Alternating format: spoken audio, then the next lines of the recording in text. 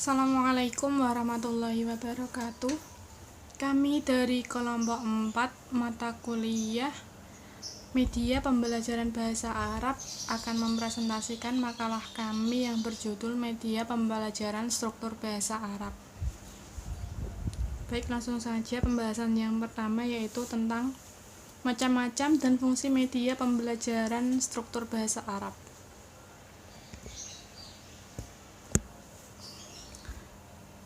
Pembelajaran struktur kebahasaan pada prinsipnya bertujuan agar siswa memperoleh kemampuan menggunakan struktur fungsional.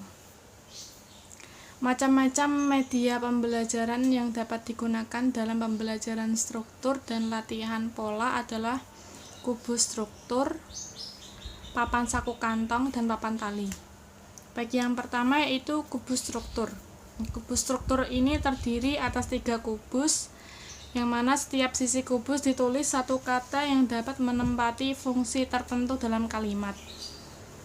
Kemudian sisi kubus pertama ini ditulis kata nominal untuk menempati fungtor pokok kalimat, yaitu mubtada. Terus sisi kubus kedua ini ditulis verba transitif sebagai predikat atau khobar. Kemudian kubus ketiga, setiap sisi ini ditulis nomina yang menempati fungtor objek atau maf'ul bih. Kemudian kubus keempat ditulis kata yang menempati fungtor keterangan waktu atau dzaraf zaman. Fungsi dari pembelajaran media kubus struktur ini yaitu agar antara guru dan siswa dapat berinteraksi secara langsung, sehingga melalui penggunaan media kubus kalimat dalam pembelajaran ini diharapkan siswa mampu memahami arti kata dan posisi atau kedudukan kata dengan benar. Terus siswa secara tidak langsung belajar qawaid, karena di setiap sisi kubus kalimat ini terdapat kata yang secara tidak langsung menerapkan tentang qawaidus sarfiyah. Kemudian untuk melatih substitusi fi'il fa'il mubtada khobar. Kemudian setiap siswa dituntut untuk bisa mencocokkan kata makna yang sesuai dengan setelahnya. Kemudian untuk mengajarkan maharah istima'. Media yang selanjutnya yaitu papan saku atau kantong. Papan ini didesain sedemikian rupa dengan saku yang memanjang dari kanan ke kiri untuk memasang kartu. Kemudian agar lebih awet dapat dibuat dari papan triplek yang ukurannya kurang lebih 70 cm kali 100 cm. Fungsi dari papan saku ini adalah untuk melatihkan struktur tertentu dengan cara substitusi. Kemudian tanya jawab, mengurutkan kata, mengubah pola kalimat, kemudian melengkapi kalimat dan sebagainya. Media yang selanjutnya adalah papan tali. Papan tali ini dapat dibuat dengan memasang tali-tali pada papan tulis biasa atau pada papan triplex. Tali-tali tersebut dikaitkan dengan paku kecil yang lain dipasang pada tepi kanan dan kiri pada papan tersebut, sehingga merentang dari kiri ke kanan. Jarak dari tali yang satu dengan tali yang lain ini disesuaikan dengan besar kecilnya kartu yang akan digantung pada tali. Kemudian kartu tersebut dibuat sedemikian rupa sehingga dengan mudah dapat disangkutkan pada tali. Kemudian digeser dan dilepas kembali. Fungsi dari media papan tali ini untuk digunakan dalam pembelajaran tata bahasa fi'il atau dzaraf. Kemudian untuk meningkatkan hasil belajar siswa dan untuk menambah wawasan tentang kosakata. Baik, pembahasan yang selanjutnya akan dilanjutkan oleh teman saya. Baik, selanjutnya yaitu pengembangan media struktur dalam pembelajaran bahasa Arab. Yang pertama yaitu media struktur kubus. Langkah-langkah pengembangannya yaitu meletakkan kubus berjajar membentuk sebuah kalimat. Yang kedua, membaca kalimat yang terpampang pada kubus 2 sampai 3 kali. Tujuannya yaitu untuk memudahkan siswa untuk memahaminya dan menyimpan bacaan tersebut di dalam memori pikiran. Yang ketiga yaitu meminta siswa untuk menirukan bacaan kita. Ini itu termasuk bisa menerapkan maharoh istimak. Yang keempat yaitu meminta siswa membaca kalimat baru yang terbentuk setelah salah satu kubus itu diputar. Jadi ini juga itu bisa untuk menerapkan maharoh kiroah karena siswa belajar untuk membacanya. Yang kelima yaitu melakukan 2 langkah terakhir berulang-ulang sampai seluruh kata pada kubus target habis atau sampai dipandang cukup bagi siswa. Yang terakhir yaitu meminta siswa untuk menggantikan peran kita sebagai pemutar kubus. Jadi bergantian peran kita yaitu sebagai pemutar kubus itu diganti oleh siswa. Yang kedua yaitu langkah-langkah pengembangan media struktur papan saku atau kantong. Yang pertama yaitu langkah penyiapan. Jadi langkah-langkahnya itu ada 2, langkah penyiapan dan langkah penyajian. Yang pertama yaitu langkah penyiapan. Langkah penyiapan yaitu yang pertama menentukan topik yang akan kita pelajari. Misalnya mengubah bentuk fi'il mudhari menjadi fa'il. Fi'il mudhari'nya seperti yal'abu diubah menjadi fa'il menjadi yal'abani, laki-laki bermain.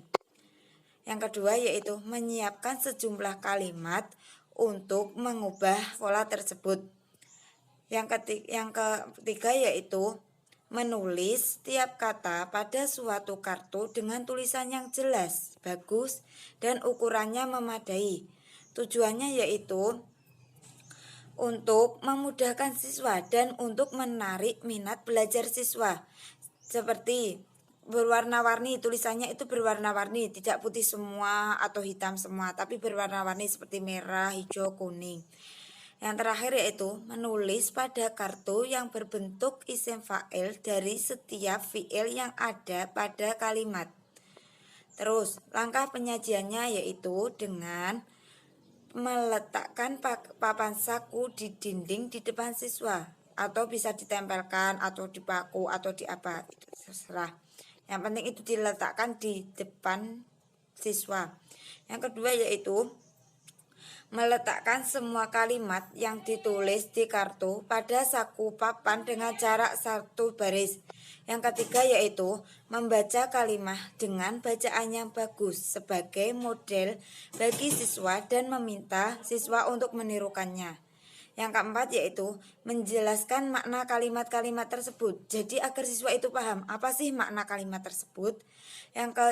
Yang kelima yaitu menjelaskan tugas siswa dengan cara melaksanakannya disertai contoh sambil mengoperasikan kartu yang ada di depan. Contoh, tugasnya yaitu memasukkan kartu-kartu itu ke dalam kantong. Seperti kalimat ini masukkan pasangannya kalimat ini apa, pasangannya kalimat ini apa. Jadi itu dimasukkan ke dalam satu yang mana yang cocok pada kalimat tersebut. Yang terakhir yaitu meminta siswa untuk meletakkan kartu isim fa'il lalu dikemukakan pada satu papan di sebelah bawah kalimat yang dimaksudkan.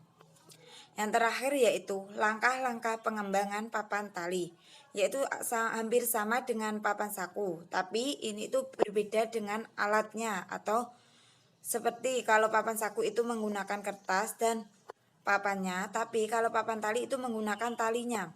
Yang pertama, langkah penyiapannya yaitu menentukan topik yang akan dipelajarinya. Seperti tadi ya, menentukan kalimat, mengubah kalimat bentuk fi'il menjadi kalimat bentuk fa'il.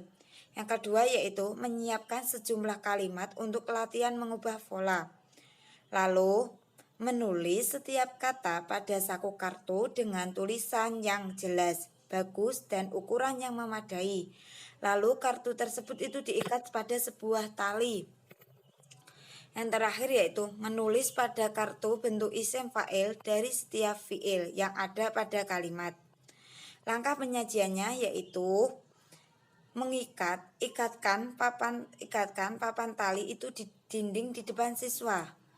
Jadi kayak tadi, tapi itu coba diikat papan talinya, nggak ditempelkan. Yang kedua yaitu meletakkan dan menempelkan semua kalimat yang telah ditulis di kartu pada saku papan dengan jarak 1 baris. Yang ketiga yaitu bacalah kalimat dengan bacaan yang bagus sebagai model bagi siswa dan mintalah siswa untuk menirukannya. Menjelaskan makna kalimat-kalimat tersebut, lalu menjelaskan tugas siswa dan bagaimana cara mengerjakannya. Seperti yang itu terusan meminta siswa untuk mengubah fiil yang ada pada kalimat kedua menjadi isim fiil dengan cara menjadi isim fa'il dengan mencari kartu di antaranya kartu-kartu telah disiapkan. Yang terakhir yaitu meminta siswa untuk meletakkan kartu isim fa'il yang dikemukakan pada satu papan di sebelah bawah kalimat yang dimasukkan. Cukup sekian dari kelompok kami. Jika ada kesalahan, mohon maaf yang sebesar-besarnya. Assalamualaikum warahmatullahi wabarakatuh.